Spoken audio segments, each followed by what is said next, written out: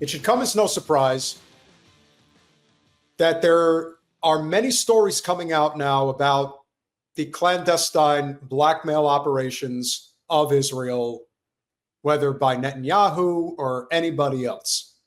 But this is going back decades and decades now, we're talking about. All the way back to the presidency of Bill Clinton. Now, this is not to say that the Clintons don't have their own skeletons, if you will. They certainly do. And plenty of bodies buried. No pun intended.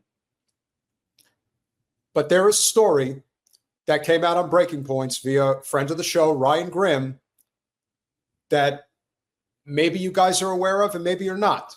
There has been talk for years that Monica Lewinsky was actually a Mossad asset, or perhaps even a Mossad agent, to blackmail the president.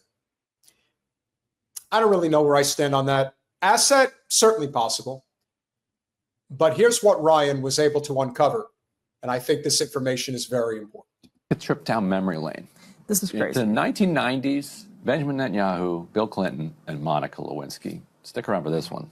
So in a scandal that has been largely lost to contemporary memory, Israeli Prime Minister Benjamin Netanyahu was alleged to have blackmailed then-President Bill Clinton by revealing to him that Israel had collected tapes of phone sex calls between the 42nd president and White House intern Monica Lewinsky. My first question to that is, how in the hell would Bibi Netanyahu get his hands on audio recordings between President Clinton and Monica Lewinsky? Who in the fuck is he? The Prime Minister of Israel has these recordings? The only way that that's possible is if there is a clandestine blackmail operation that the Israel lobby has been conducting on American politicians for generations. The President of the United States. Seems like a pretty serious issue, if you ask me. And that's why we say that Trump is compromised. Biden was compromised. Even Obama was compromised. It's one big clusterfuck in the worst way. And let's not forget about Bush either. The story is worth revisiting amid allegations that Jeffrey Epstein was involved in a long-running Israeli blackmail operation of his own.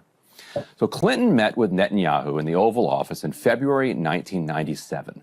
Subsequently, according to testimony Lewinsky gave to the special counsel's office, Clinton's secretary Betty Curry reached out to Lewinsky to invite her to an Oval Office meeting, telling her Clinton, quote, had something important to tell her, unquote.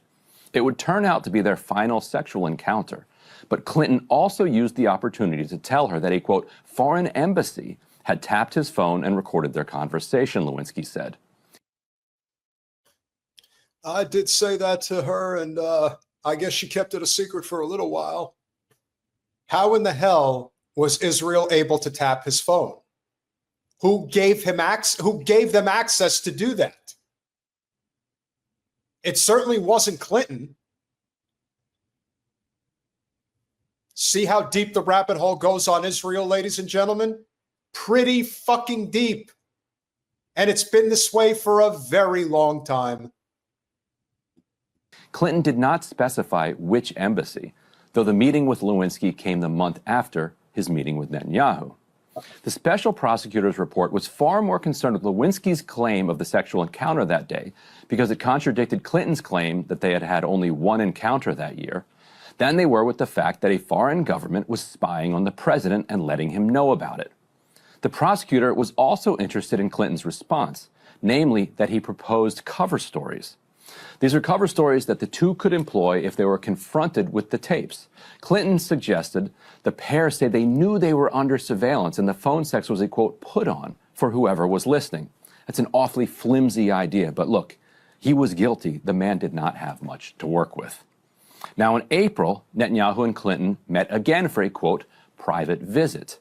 On a Saturday then in May 1997, Clinton again had Curry invite Lewinsky to the White House. During that visit, he broke up with her, Lewinsky testified. The next fall, so this is fall of 1998, Clinton hosted Netanyahu and Palestinian leader Yasser Arafat for a summit at Wye River, Maryland.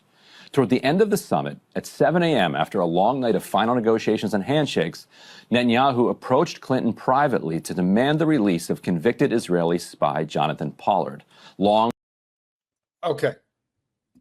So when you see presidents give pardons to highly questionable people on their way out the door, here's an example of what the Israel lobby does to get what they want. Now, I'm not saying every single pardon that comes down the pike is by Israel's demand, but this is a great example of just that. And Bill Clinton was notorious for several of his pardons being absolutely mind-blowing. A cause célèbre of the Israeli far right. That's according to reporting at the time from the New York Times.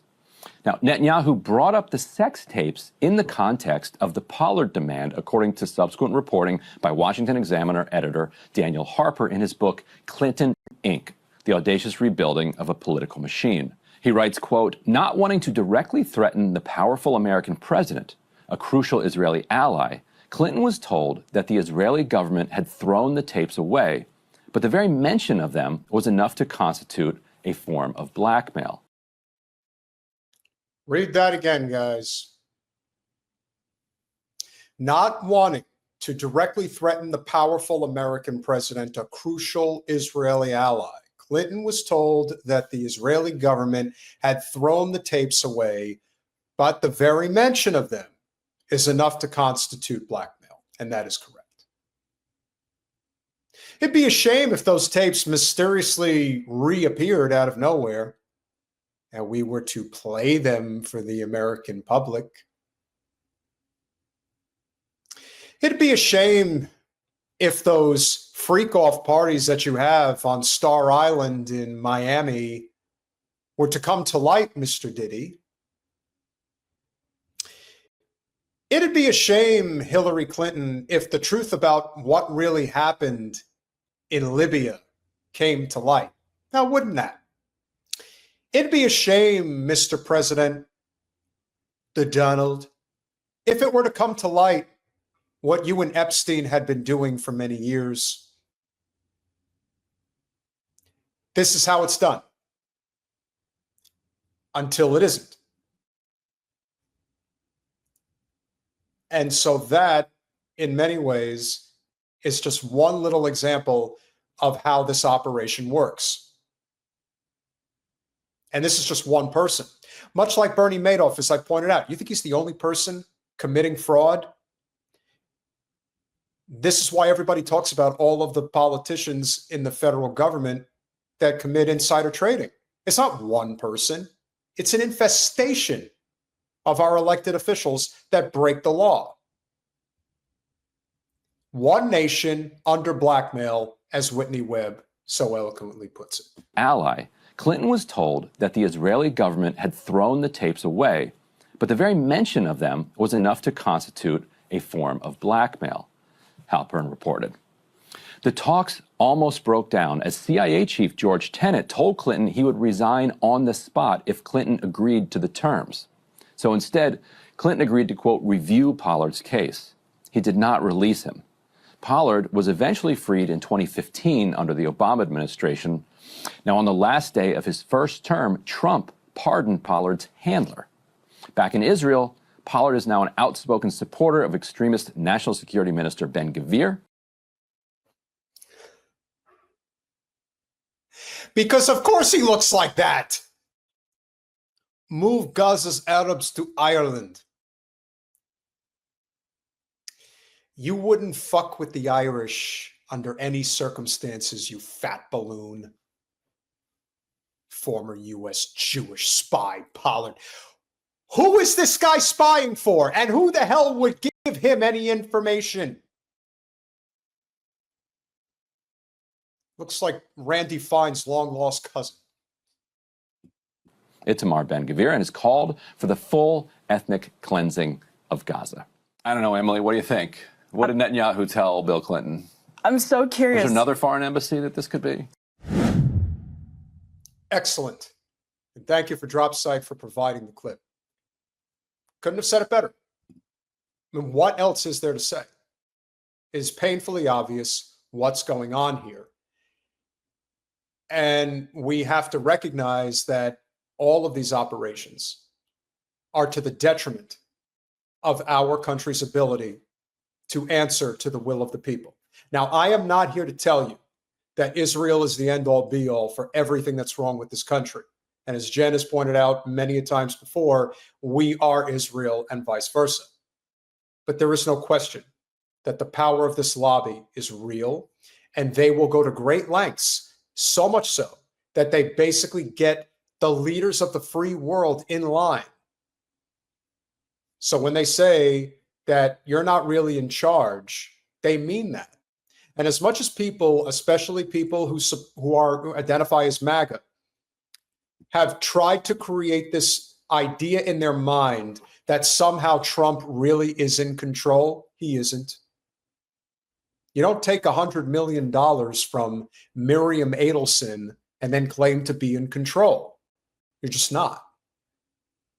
And that's why, in light of everything that's happening right now, the West Bank is being annexed.